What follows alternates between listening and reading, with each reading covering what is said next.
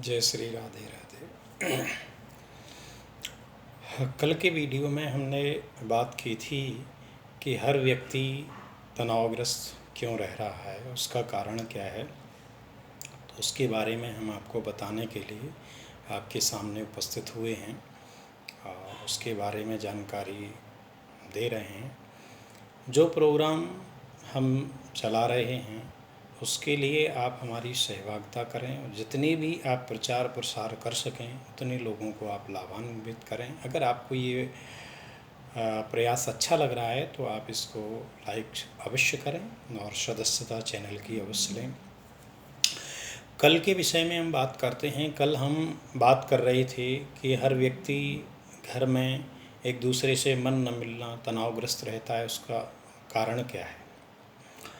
उसका कारण सबसे बड़ा होता है, संसार में जितने भी लोग हैं 70% लोगों के घरों में पितृदोष व्याप्त है। उसके लक्षण क्या हैं वो हम कल आपको बता ही चुके हैं। अच्छा, पितृदोष, अब आप सोच रहे होंगे कि पितृदोष होता कैसे है, हमें कैसे मालूम पड़ेगा कि हमारे यहाँ पितृदोष है। तो लक्षण के माध्यम से तो आप जान सकते हैं, लेकिन हो सकता है कि वो किसी और वजह से भी लक्षण हो सकते हैं। लेकिन हमें परिपक्व तरह से कैसे पता चलेगा कि हमारे यहाँ पैतृक दोष है, उसका हम एक आपको सहज उपाय बताते हैं। आप किसी भी ज्योतिषाचार्य ब्राह्मण को अपनी कुंडली दिखाएंगे तो उसमें ज्योतिष के अनुसार नवम भाव में सूर्य के साथ में राहु है तो आपका पैतृक दोष बनता है।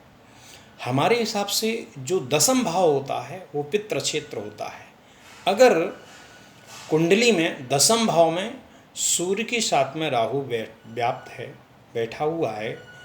अब दसम भाव कौन सा होगा वो हम आपको अग्रिम वीडियो में बताते जाएंगे। दसम भाव में यदि राहु के साथ में सूर्य बैठा है तो आपका पैतृक दोष बनता है।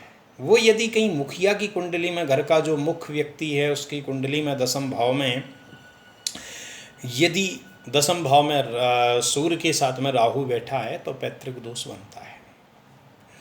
अब पितृदोष जहाँ भी राहु के साथ में सूर्य बैठा होगा तो वो जितने भी फल हैं, आपके जो शुभ फल हैं, उन सबको नष्ट कर देता है।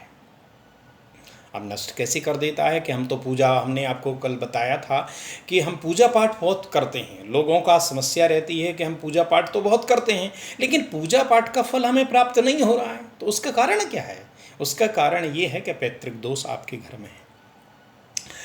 अब पैतृक दोष से पूजा पाठ कैसे खत्म होती है हम आपको बताते हैं। जैसे हम, सूर्य आपको रोशनी देता है, सूर्य की रोशनी से हम लोग आगे चलते हैं। तो सूर्य की रोशनी जब देते हैं तो उसके ऊपर, सूर्य के ऊपर यदि बदल छा जाते हैं तो रोशनी अलुप्त हो जाती है।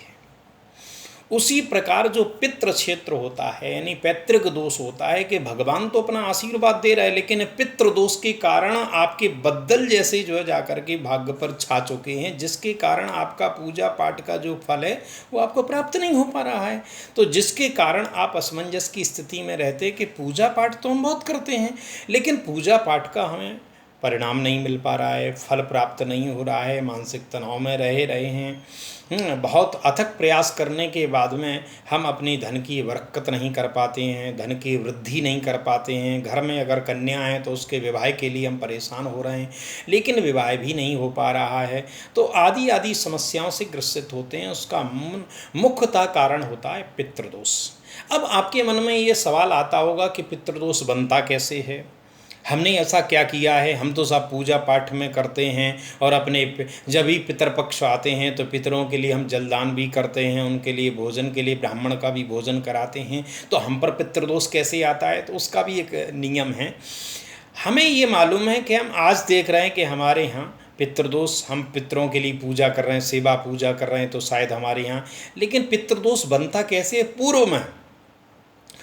पूर्व में यदि कहीं आपके जैसे पितृ जिनको मानते हैं, कोई गुरु हैं, ब्राह्मण हैं, आचार्य हैं, पुरोहित हैं, उनको मानते हैं, उनको बहुत मानते हैं श्रद्धा से। अगर कहीं आप उनके परिवार में किसी बालक ने उनका अपमान कर दिया है तो पितृदोष बनता है। यदि और कैसे बनता है? यदि कहीं आप अपने स्थान को छोड़ करके, अपने पितरों के स्थान को छोड़ करके, जहाँ पितरों का, आपका पूर्वजों का स्थान है, उसको छोड़ करके अन्यत्र निवास करने लगे हैं, तो उसके कारण भी मुख्यतः पितृदोष बनता है। अब पितृदोष में क्या होता है? यदि आपके परिवार में किसी जिसका विवाह नहीं हुआ हो, उसकी मृत्यु हो गई हो, तब भी पितृदोष बनता है।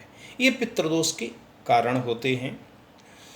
अब हम आपको बताएंगे कि पितृदोष का निवारण क्या है, पितृदोष से हम मुक्ति कैसे पा सकते हैं तथा कब तक पा सकते हैं, ये हम आपको कल के वीडियो में बताएंगे। क्योंकि हम ज़्यादा लंबा वीडियो नहीं बनाएंगे, लोग बाग देखने में आनाकानी करते हैं। अभी हमारा प्रारंभिक तौर पर है, इसलिए लोगों को लगता है पता नहीं क्या है। जब लोगों को समझ में आएगा, रुझान लोगों का समझ में हमें आएगा, हम लोगों को समझ में आएंगे, तब हम आगे बड़े से बड़े वीडियो बना करके डालेंगे। तब तक के लिए जय श्री राधे राधे।